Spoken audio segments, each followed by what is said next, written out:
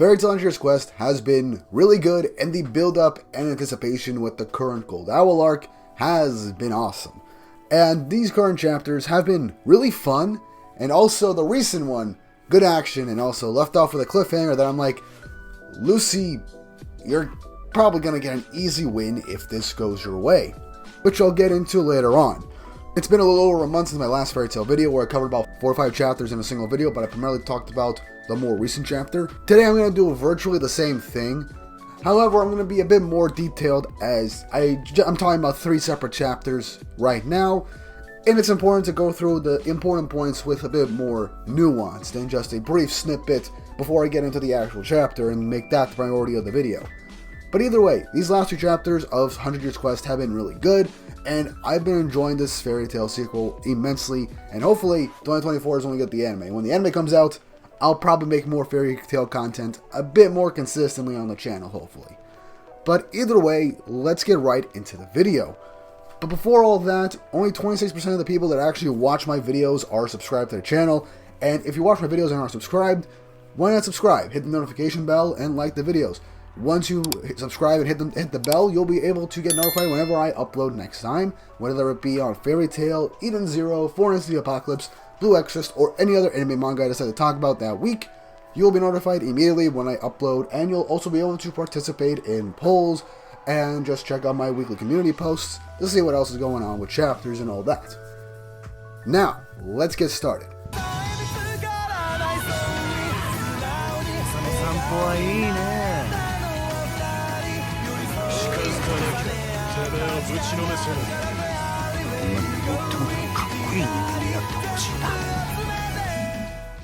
So chapters 138, 139, and 140 of 100 Years Quest have been really good. So before any of that, let's do a brief recap, which is what 138 does, of the situation that we're currently in. So 100 years ago, Duke made Athena at Allyfun's request to take out the 5 dragon gods, and she does have pseudo-dragon slayer magic, allowing her to take out dragons. But Duke then soon passed away, and Allyfun, not knowing how to fully control Athena's power, sealed her away. But Athena broke the seal herself and went on her journey around the world. Thus, the whole White Mage cult and legend was created, similar to how we got one for Zarek and the Black Wizard. Next, she was encountered by Duke, who should have been dead, and asked her to join the Gold Owl Guild, which is a guild of alchemists, in order to give her emotions. And in the previous chapter, we realized that this Duke is actually an illusion created by the gold dragon god Vierness. And Vierness is a concept now. Basically, the guild itself and Duke are basically Vierness, and now that they come up with a way to fight a concept, which Athena explains in 138, the process of how they're going to take on someone with no physical body.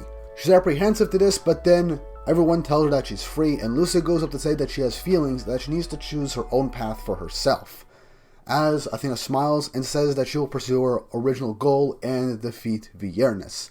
And so she now begins to talk about the actual plan to take out Vierness. And so what they need are 2 things: a separation enchantment and the Philosopher's Stone. And before anybody, because I know someone's going to do this in the comments, no, Fairy Tail is not ripping off Fullmetal Alchemist.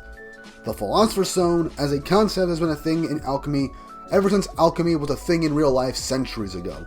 It is not an original concept created in Fullmetal Alchemist. Fullmetal Alchemist is a really, and I mean really good series, and it is one of my personal favorites. But no, Fairy Tail is not ripping off Fullmetal Alchemist. I know for a fact someone's going to say that in the comments, so I just want to cover my bases here right now. Philosopher's Stone has existed in multiple forms of media, whether it be video games, books, novels, graphic novels, comics, manga, anime, etc. It is not a thing exclusive to Fullmetal Alchemist. I know there's someone out there on the internet that's just going to say that regardless, but I felt the need to say this. Now back to the plan to take out Vierness. So, the plan is simply to basically tear Vierness' will out of the guild by using a separation enchantment, and then use the Philosopher's Stone, the great treasure of alchemy, to give the dragon god a material form. And then use their fists, and that's how they're gonna win.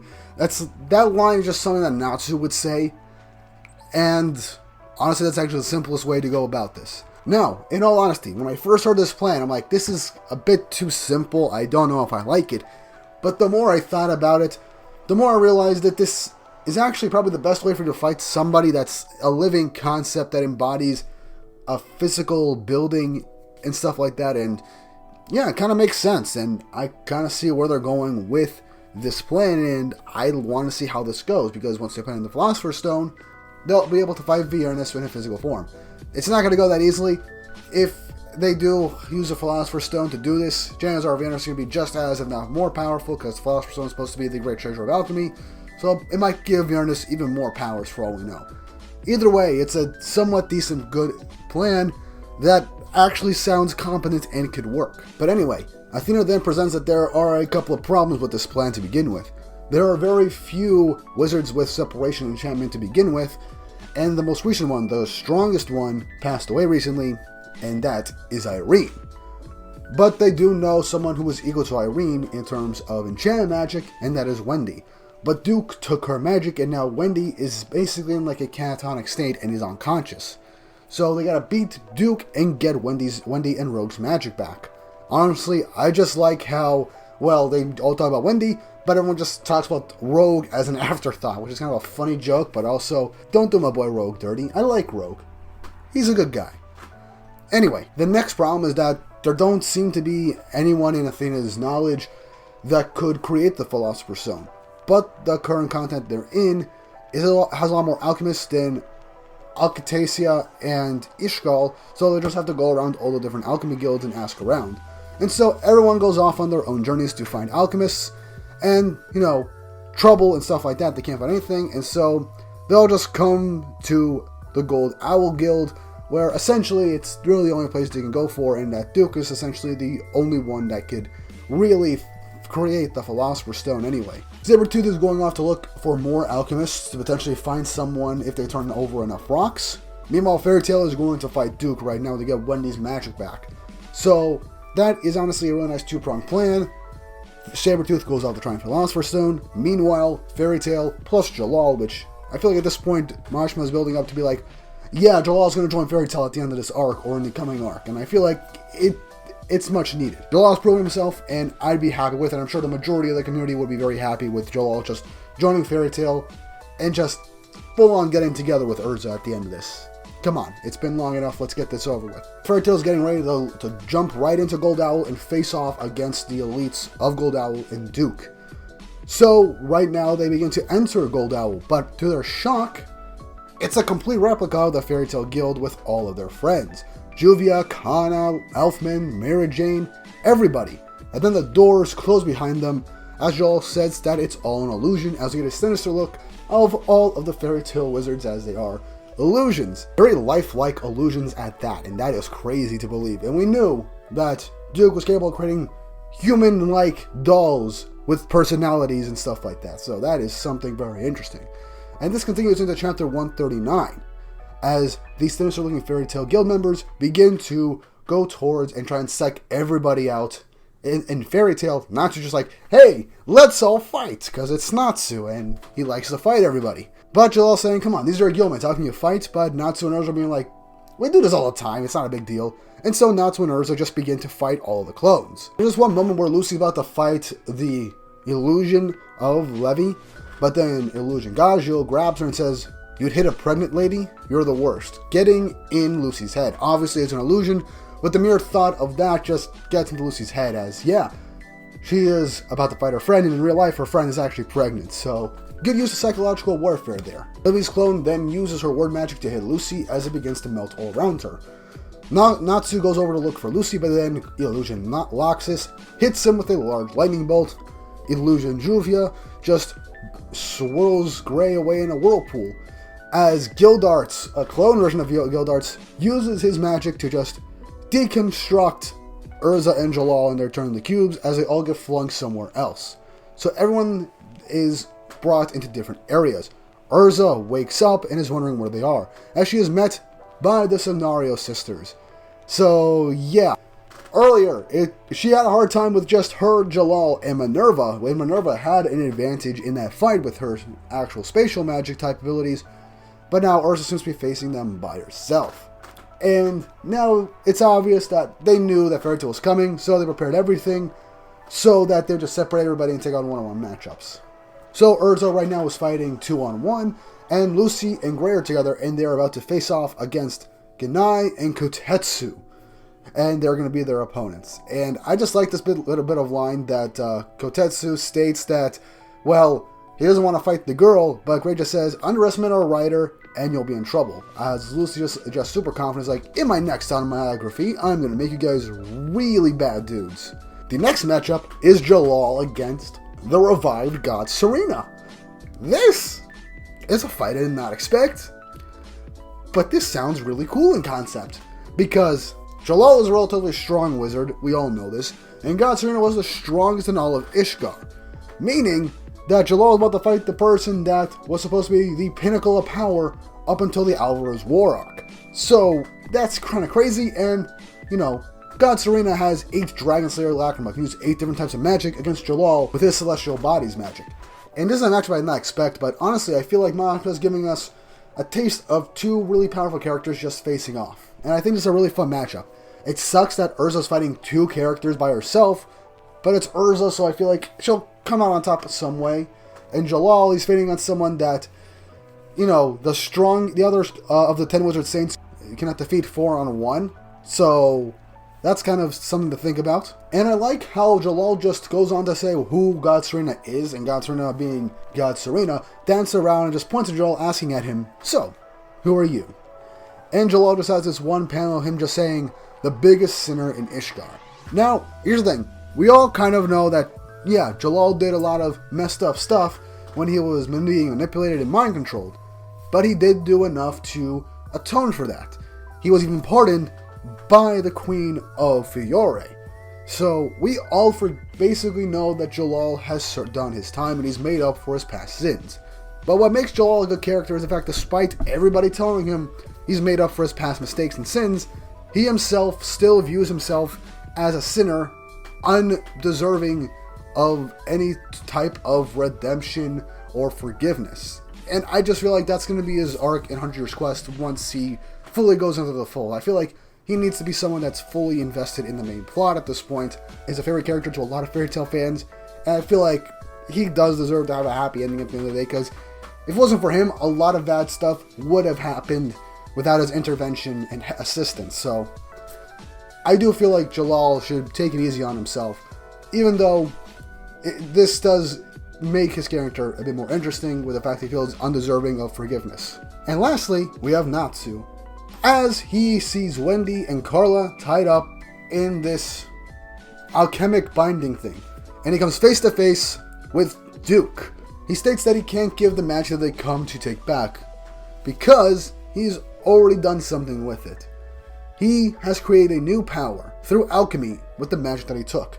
And from behind Wendy, in this seemingly egg-like cocoon thing, we see a brand new Athena. Athena 2, or Mark 2, Sky Shadow Dragon mode, which looks menacing as all hell. And yeah, Duke explains that she is an Athena with Sky Dragon and Shadow Dragon powers. Unlike the previous Athena, she doesn't have any emotions and is just a machine that will do his orders. And he says soon he'll add Fire Dragon power to it. Kind of being a fairy tale theory fan, being like, how would someone be able to get 3 elements instead of 2? And then begins saying what would be a cooler sounding name? Shadow Sky Fire or Fire Sky Shadow? Looks like I'll need to workshop these names a bit more. And so he commands Athena Mark II to attack Natsu to steal his power. And so she begins to hit with Wendy's Wind, and then follow up with Rogue's Shadow. We then cut back to Urza quickly as she repeats what the Signario sisters have said, that she is not going to leave until the flames of hell burn her up. But she then smiles and says, we'll see who gets burned, as Natsu lights up his fire and says, I'm all fired up, as we go into the most recent chapter, which is chapter 140. With Natsu beginning to fight off against this new Athena, and he himself enters his dual dragon mode as he becomes the Thunder Fire Dragon in order to face off against this new Athena, using his Thunder Fire Dragon attacks to throw her back. She gets up, but Natsu blaze on the attacks again, multiple times, and avoiding the shadows that this new Athena has used. He even uses his Thunder Dragon Fire's Fang in order to deal some more lasting damage on this new Athena, leaving a lot of cracks on this new model. Even Duke is surprised that he has Thunder Dragon powers as well. But he states, obviously, that Athena has other powers, as she then begins to bring in the air around her, and Athena heals herself with Wendy's healing magic. So, yeah, shadows and sky magic is a really cool thing, and also, sky dragon magic being healing magic, it is kind of broken. I'm surprised Wendy hasn't used this to heal herself that much, but then again, she is always in a lot of battles where she is essentially, well, using up most of her power to fight or enchant others, so it makes sense why she's not full-on healing herself at the end of every single fight. But yeah, Natsu just lunges forward and says, I'll just have to do so much damage you can't heal from it, as he is about to launch a Thunder Fire Dragon's Roar. As we then cut back to Lucy and Gray as Lucy summons Loki, he then uses his light powers to blind the enemies, while Gray uses Ice Geyser. However, despite them simply being frozen, Genai uses his smoke magic to turn the ice into smoke, and Kotetsu just shatters out of the ice and turns it into steel, as he then uses this new steel that he created from the ice fragments and throws them at Gray, Lucy, and Loki, but Lucy then summons Ares to absorb the impact with her fluffy wool shield, as even they're surprised that the steel just bounced right off. As Genya just says that they have a very troublesome opponent indeed from this woman that they're fighting. And I just like how Gray and even her spirits are just like super proud of Lucy and just complimenting her and praising her all so much. That's honestly kind of fun and nice to see how wholesome their friendships and dynamics are. But Genai then summons Sai, as, well, I think he was right.